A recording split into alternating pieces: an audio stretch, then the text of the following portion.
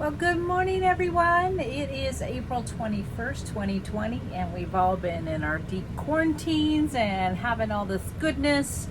And it's me, Suzanne. I just want to say hi, and they've been nudging me for a few days. They've been trying to tell me to get on here and share a few things.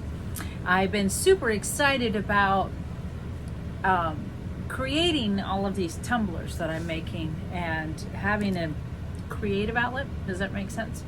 One of the things that when you're in your creative side, it really helps you to connect to divine, and which is super awesome, I must say.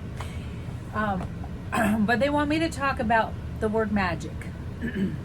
Magic is the word of the day. Magic, magic, magic. So I'm out here in the studio, as you can tell.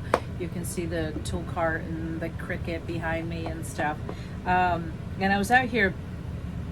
I pour my resin in these little silicone cups, and the next day you peel it all off and stuff. Which ironically, this black stuff is shungite in powdered inside of the resin. So this young man who's going to college for the first time, he doesn't know, but I put some healing mojo in his cup. So this is a water bottle, and I'm going to put his, apparently they want his baseball number on here, or his baseball stuff. So on the bottom we're going to put some baseball stuff. But anyways, I digress. So magic. One of the things that I'm going to sit here and peel on this as I talk, because it helps me to kind of keep my focus. So a little bit here. So magic is one of the words that a lot of people either have a positive or negative affirmation with. They either feel that magic exists or they feel that it doesn't exist. I want to use it in relation to our imagination. When we were children, especially ones that have been around the block a few years, when we were children, we didn't have all these electronic distractions. I think most of us were well into our teenage years before even the first Nintendos and things kind of came around. But we were told, go outside and play, go climb the trees, go do stuff like that. Sorry, I can't. It's almost like I can't see my spiritual stuff when I have my glasses on, so it's hilarious that I always have to take my glasses off, so you'll notice that about me.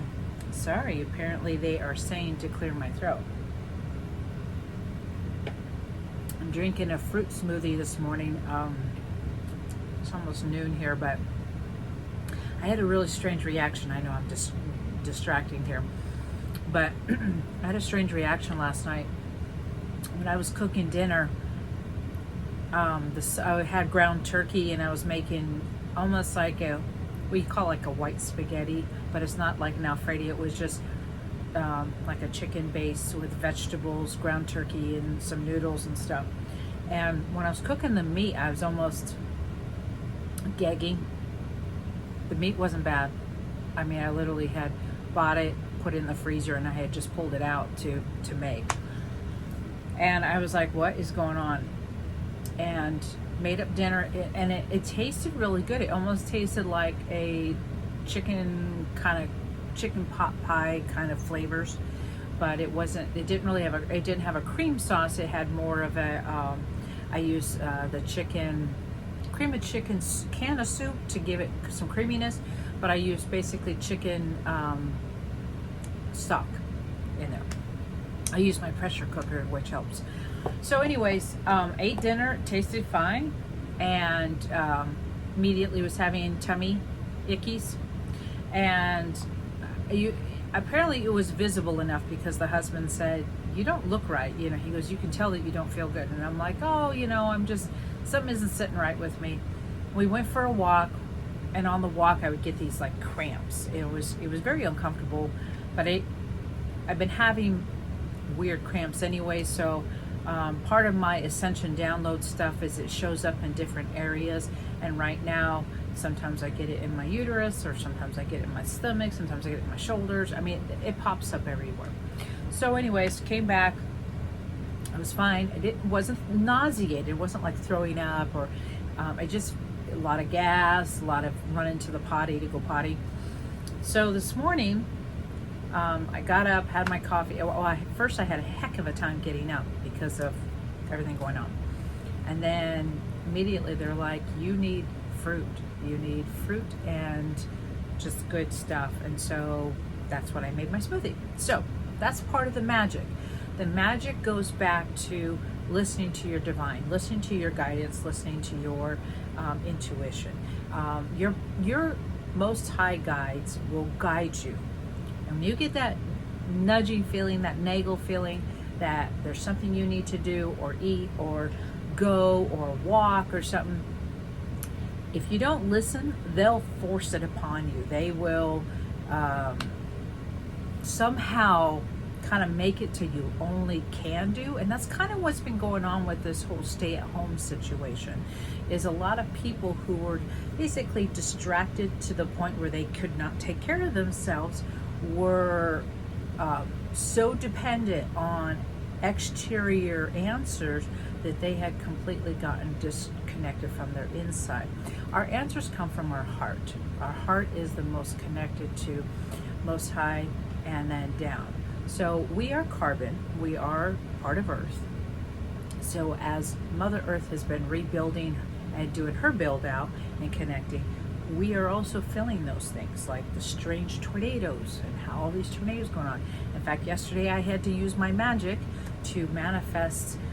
We were in a direct line of storms and I was doing my morning stuff, and immediately I was like putting a bubble over the park where we're at, putting a bubble over everyone's homes and asking for Most Divine to, we could have the rain, we could have some winds, well, we don't need hail and we don't need a tornado. A lot of people in here are very fixed income, that's the way of putting it. So not even 20 miles from here, there was some tornadoes that came through, and maybe about 40 miles. So we were very blessed, and I thank the magic for that. The magic is also could be termed as faith. Some people that are more Christian based or they want to follow religion, they have to, there's two parts of it. There's dogma and then there's the faith side. Then a lot of people start realizing that it's our faith side when we can believe that we're not alone, that we are all connected, that even if you're by yourself, you are not alone. We are all on an energy grid, and most of us have been feeling these amazing energy flows. Not so fun some days because they're waves of grief, because we've had a lot of shifts and a lot of changes going on with the humans, the whole conscious awareness, but we're also having a shift in transitions. So we've had a lot of humans that decided they don't want any more of this game, and so they've transitioned over, which has been hard because us stuck behind, we have multiple feelings of abandonment. Why did you get out? Why am I stuck here? There's all these feelings that come up, and people like myself and many of you, because you guys are also way showers, is all of a sudden we'll be struck in with these waves of energy where we're uncontrollable tears, or we're just all of a sudden we're giddy as all get out. We're super happy, or we're super down, or mad, and these are all the waves of grief, because Earth is shifting, people are shifting. This whole experience that we've been gifted is happening for us, not to us. This has been a huge wake-up call because we as humans have gotten so distracted with and so dependent on the easy button. That's the way of putting it, the easy button, that thing that we always want the easy way out. And now we're having to face all of our emotions and face all of our stuff. So I've been reading a new book that came out. I've been trying to get back in the habit of spending 30 minutes a day reading. I'm not the best at it, you guys, because I receive a lot of my information. So picking up a book, most of the time I already know the information. I can't tell you how I know, I just know it. So one of the questions that came up in there, which stood out to me like crazy, was and I want you to think about this, because she highly recommended writing this down and sitting with this and writing it out and thinking about it. thinking, not thinking, feeling it out, okay? So the question was, what is the truest, most beautiful story about your life you can imagine? Remember how I mentioned imagination and magic go hand in hand? When we imagine things, what is the most truest and beautiful story about you can imagine of your life? That's how we manifest. So this is the secret. I'm sharing a secret with you guys. So the secret of manifesting comes from actually imagining and feeling. I remember years ago when The Secret came out, and there was a scene in there where the guy's driving a car. In his mind, he's driving a car. He's feeling it. So I latched onto that because at the time I had the junkie car of the family and everything. And at the time I reached far. I reached for a vehicle that was, I knew, way out of our means, but I didn't care, and I was going to see myself riding it, driving it, shifting. Like I could feel my foot, the clutch, like the shift of the timing of the clutch and the brake, and the shifting, the timing, downshifting, upshifting, all that. What it did manifest was an amazing car that was very similar, but more in my economic situation, very similar.